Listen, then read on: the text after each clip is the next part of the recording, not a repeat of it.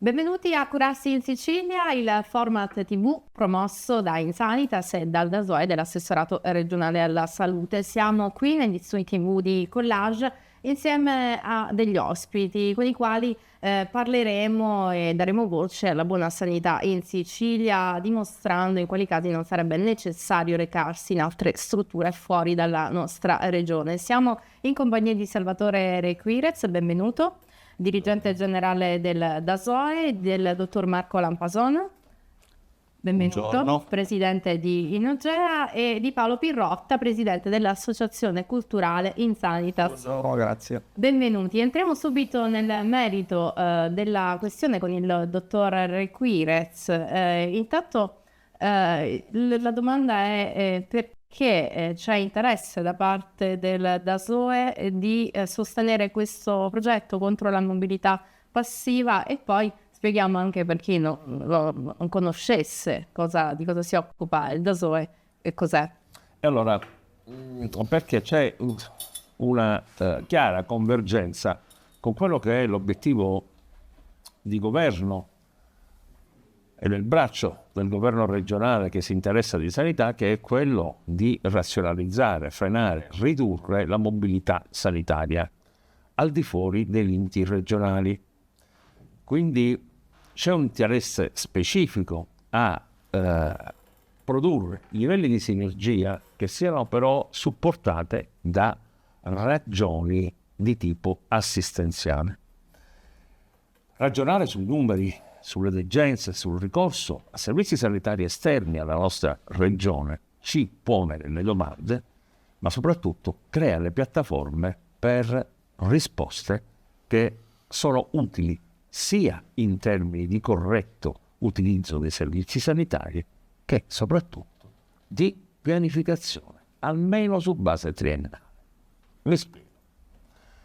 Se noi ci accorgiamo, ed è questa la realtà più vicina all'osservazione più recente dei dati, che la mobilità sanitaria è strutturata attorno a fenomenologie di ricoveri, cioè a quadri nosologici che sono collocati tra la media e la bassa complessità, vuol dire che c'è un difetto di diffusione di informazioni, perché non è possibile ritenere che ci siano profondi livelli di qualità dell'assistenza attorno a metodologie, a protocolli, ad approcci sia a livello diagnostico che terapeutico, che ancora di più riabilitativo, perché anche di questo si tratta nella nostra regione nel confronto di altre ritenute maggiormente all'avanguardia.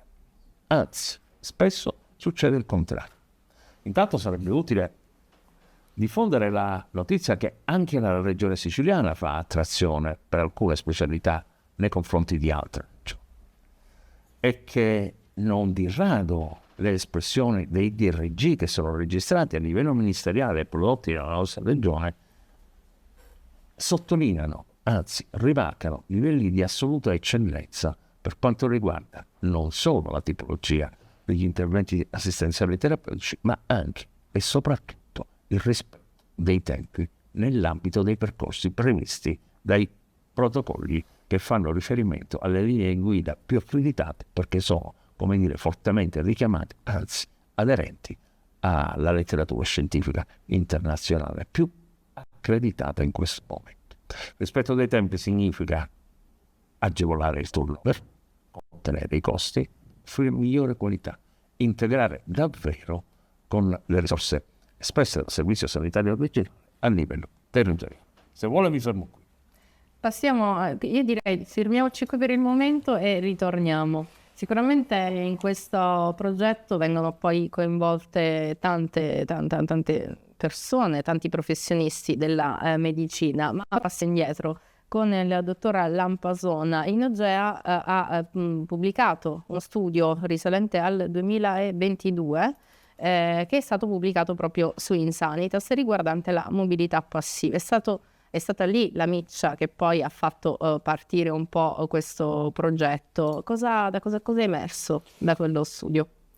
È uno studio che abbiamo condotto su dati pubblici, fonte Agenas, è il Ministero della Salute, ed è un quadro con luci ed ombre. C'è una mobilità, intanto chiariamo che cos'è la mobilità tecnicamente. La mobilità è quel fenomeno costituito da residenti di qualsiasi regione che vanno a farsi curare fuori dalla propria regione di residenza.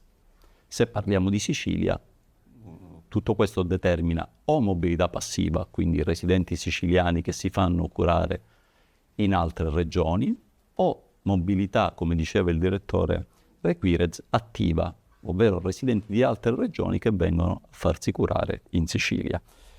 Diciamo che le regioni del Mezzogiorno sono accumulate da un saldo tra mobilità passiva meno mobilità attiva negativo, sia in termini di volume che chiaramente in termini di costi.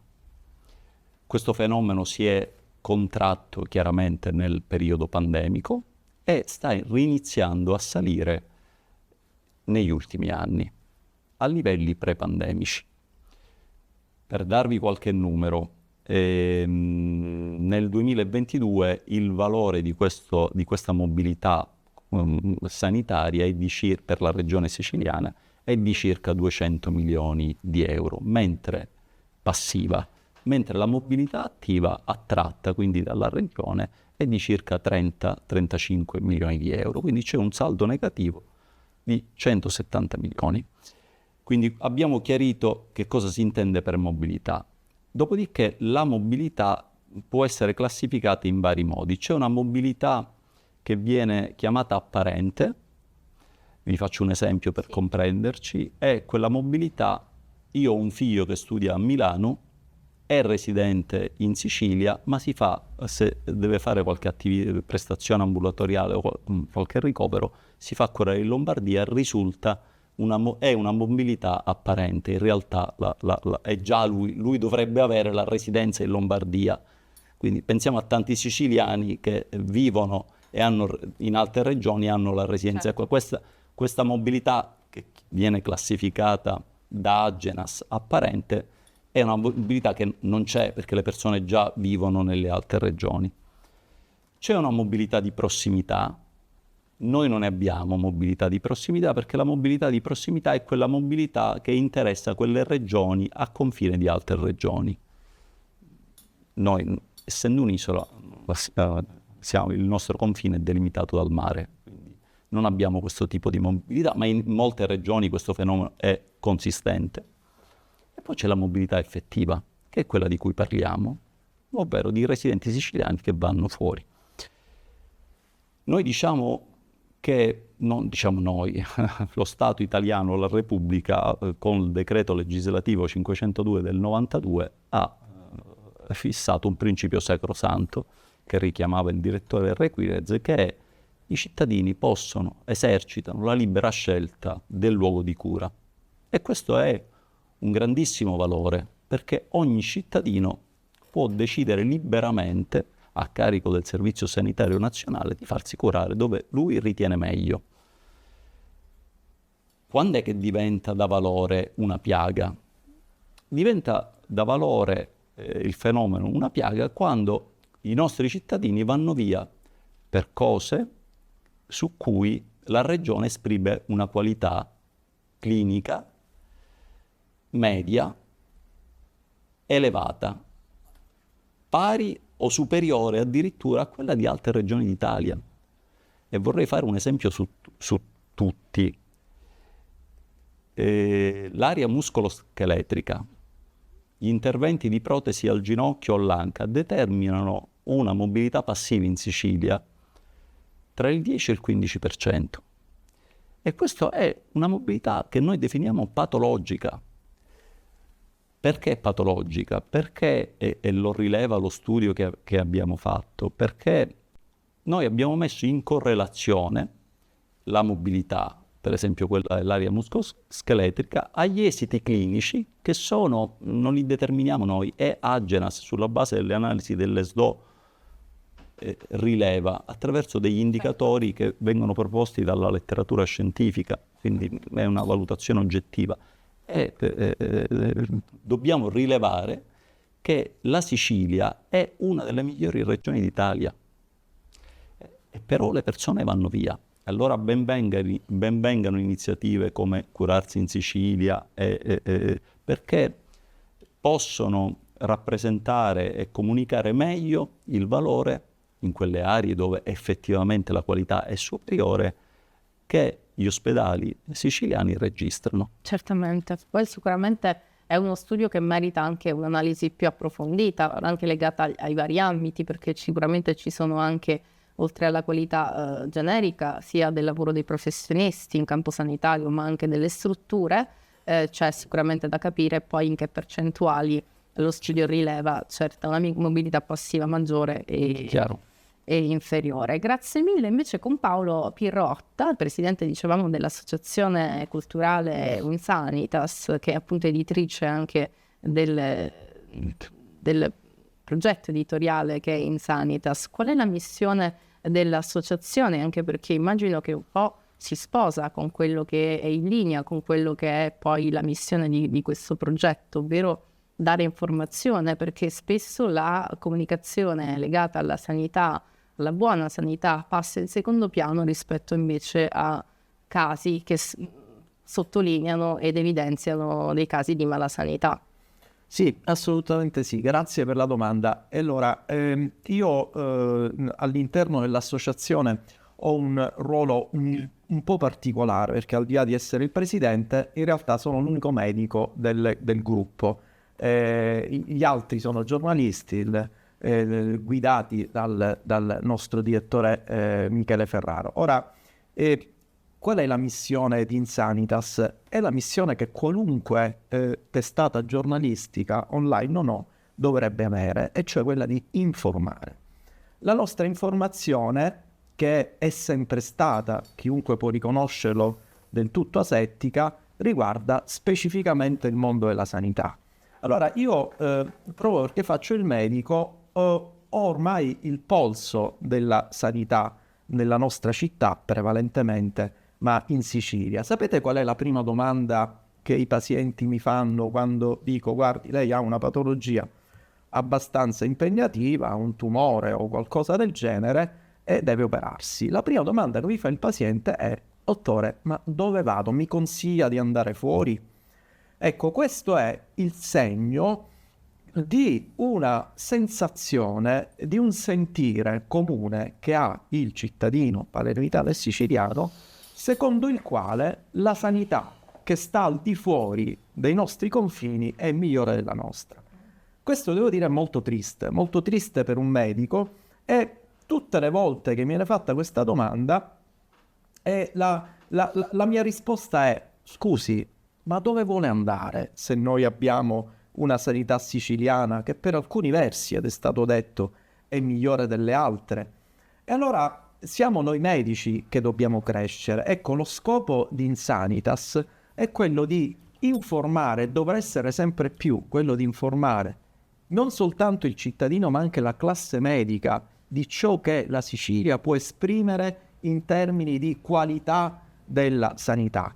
Allora io ritengo che un medico, dal medico di base ai medici specialisti, dovrebbe non soltanto essere informato sulla materia sanitaria, ma dovrebbe essere informato sul contesto in cui noi medici lavoriamo in Sicilia, perché purtroppo, e ce ne siamo accorti quando abbiamo fatto la prima edizione di Best in Sanitas, in cui io per primo, come medico, che facevo parte della commissione di valutazione degli elaborati, mi sono accorto che non conoscevo alcune realtà siciliane, alcune realtà mediche siciliane di elevato valore culturale, scientifico e soprattutto di elevata qualità. Allora il compito di Insanitas, così come il compito di chiunque si muove nel mondo sanitario, dai vertici dell'assessorato a chiunque lavori in sanità,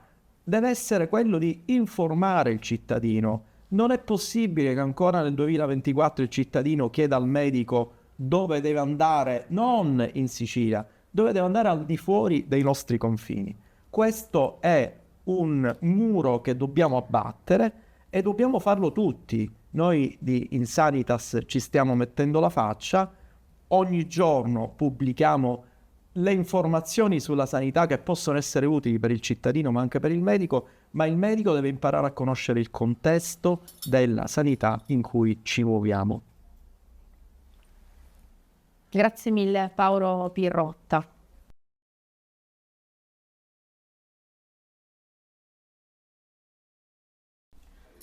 Ecco, continuiamo a parlare di questo appuntamento di Curarsi in Sicilia, di come contrastare la mobilità passiva. Ci ha raggiunto nel frattempo Michele Ferraro, direttore di Insanitas. Benvenuto.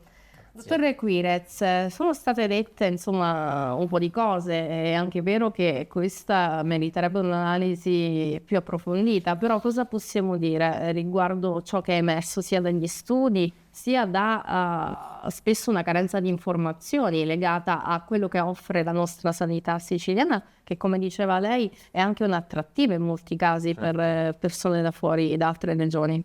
Sì, bisogna avere un approccio complessivo, si dice normalmente a 360 gradi col problema, che non è solo purtroppo un problema di informazione, perché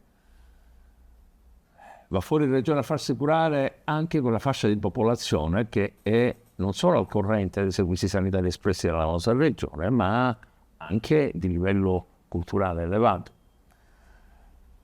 che ha possibilità di interloquire con diversi livelli della medicina del territorio, cioè a livello diagnostico, che delle prime fasi dell'approccio terapeutico. C'è un problema, e questo deve essere il vero muro da abbattere, un problema culturale che poggia su uno stato di sfiducia latente da parte della popolazione nei confronti del sistema sanitario pubblico. E da che cosa deriva questo elemento che molte volte rimane misconosciuto sia a livello di programma che di considerazione nella lettura dei dati? Deriva molto probabilmente da non solo gli episodi che più o meno strategicamente, se vogliamo dare una connotazione di tipo politico, ma non solo sotto il profilo allarmistico, se ne vogliamo dare un altro, sono etichettati in gruppo come notizie di mala sanità. Io non credo che questo sia sufficiente per spiegarci il fenomeno. Il problema sta probabilmente nel cattivo messaggio che alcuni livelli di espressione del servizio sanitario pubblico conferisce a pazienti, anche a livello di qualità dei servizi, di comodità, i servizi alberghieri. Fanno riferimento anche ai parenti dei degenti.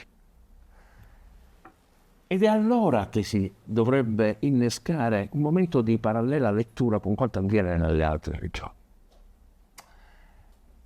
Non è raro, io faccio l'ispettore regionale da 35 anni e durante alcuni sopralluoghi assistere a battibecchi tra operatori sanitari davanti ai parenti o ai degenti nei reparti, litigando, lamentando alcuni dissapori, di alcuni disservizi, alcune penalizzazioni, fatto davanti agli utenti.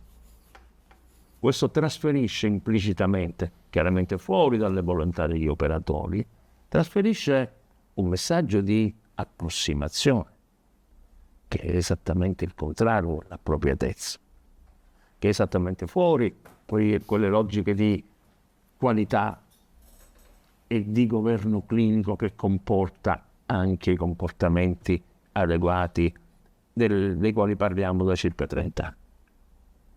Ecco, è la combinazione di tutte queste analisi che deve darci la misura dell'intervento. Certo. Il che significa sì, certo, informare bene, ma anche cominciare a valutare le strategie di comportamento da parte di chi eroga direttamente il servizio, non solo i medici, gli infermieri, gli operatori sociosanitari, i biologi, le risposte da dare alla tempistica, il referto nei vari ambiti di diagnosi più o meno complessa, ma sia di laboratorio che per diagnostica di immagini, cioè cominciare davvero, fuori dalla metafora esemplificativa, mettere al centro del sistema il paziente, anzi l'utente, perché i lavori che si fanno attorno alla prevenzione primaria sono rivolti a soggetti che sono assolutamente esenti, almeno si crede, da patologie. Certo. Dottora Lampasona, alla luce un po' di quello che è stato detto, lei insomma avete condotto uno studio sicuramente interessante e si parla poi di numeri e di percentuali a supporto poi di quelli che si traducono in realtà.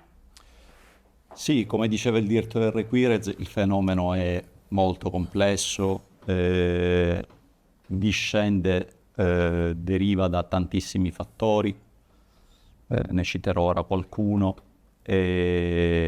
Certamente una comunicazione non corretta lo alimenta, era un po' quello che diceva il dottore Hirota, ed è il caso, per esempio, ma ne faccio uno su tutti, dell'area muscoloscheletrica, dicevamo poc'anzi, altissima qualità. Non è immaginabile che le persone vadano via per la protesi anche di ginocchio, che centinaia di persone vanno via dalla Sicilia quando esprimono una qualità media elevatissima.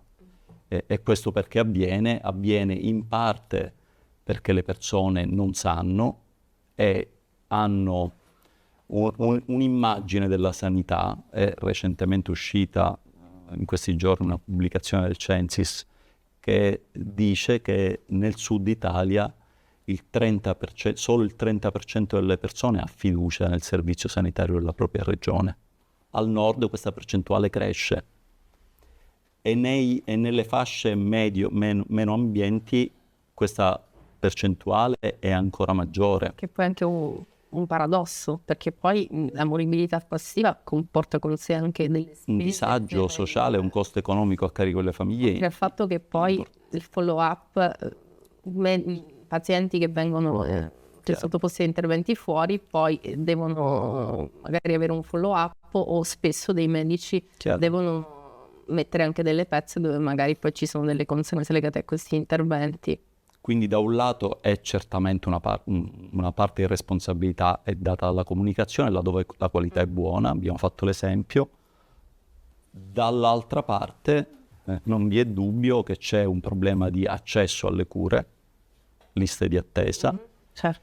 E qui c'è un fatto, io non faccio politica, ma da cittadino rilevo e da operatore del settore rilevo che una regione, c'è un paradosso: Sicilia, regione che storicamente è in piano di rientro, quindi ha le spese bloccate, qua il direttore ci potrà si ritrova